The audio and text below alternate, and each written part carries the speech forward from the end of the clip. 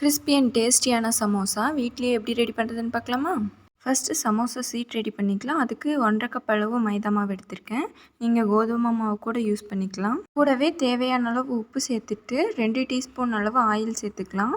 Oil சேர்த்துட்டு உப்பு and oil மாவு நல்லா மிக்ஸ் ஆகிற மாதிரி நல்லா மிக்ஸ் பண்ணி விட்டுட்டு தேவையான அளவு கொஞ்சம் கொஞ்சமாக தண்ணி சேர்த்து சப்பாத்தி மாவு பதத்துக்கு பிசைஞ்சு எடுத்து வச்சுக்கலாம். மாவு ட்ரை ஆகாமல் இருக்க 1 டீஸ்பூன் அளவு ஆயில் சேர்த்து எல்லா பக்கமும் நல்லா படுற மாதிரி ஸ்ப்ரெட் பண்ணி விட்டுட்டு தட்டு போட்டு க்ளோஸ் பண்ணி 1/2 அன் ஹவர் மாவை ஊற விட்டுடலாம்.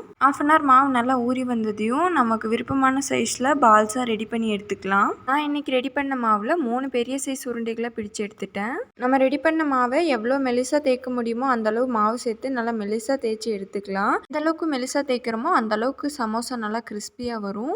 தேய்ச்சி எடுத்துட்டு அதை தோசை தவாவில் போட்டு ஆயில் எதுவுமே சேர்க்காம ஸ்டவ்வை லோ ஃப்ளேமில் வச்சுட்டு 1 சைடுக்கு 2 செகண்ட் அந்த மாதிரி போட்டு எடுத்துக்கலாம். ரெடி பண்ண எல்லா மாவையும் தோசை தவாவில் போட்டு எடுத்துட்டு ஆறுனதையும் ஒன்று மேலே ஒன்று அரேஞ்ச் பண்ணிட்டு சைட்ஸ் எல்லாம் கட் பண்ணி எடுத்தா சூப்பரான சமோசா சீட் ரெடி ஆகிரும். ஃப்ரீசரில் 1 மந்த் வரைக்கும் ஸ்டோர் பண்ணி வச்சுக்கலாம். ஃப்ரிட்ஜில் ஸ்டோர் பண்ணுறீங்கன்னா 2 வீக்ஸ் வரைக்கும் நல்லாயிருக்கும். இதை யூஸ் பண்ணி சமோசா எப்படி ஃபோல்ட் பண்ணுறது அப்படின்னு சொல்லிட்டு நெக்ஸ்ட் வீடியோவில் போஸ்ட் பண்ணுறேன். ரொம்பவே கிறிஸ்பியாக டேஸ்டியாக வரும். யாருக்கெல்லாம் சமோசானா ரொம்ப பிடிக்கும். தேங்க்ஸ் ஃபார் வாட்சிங்.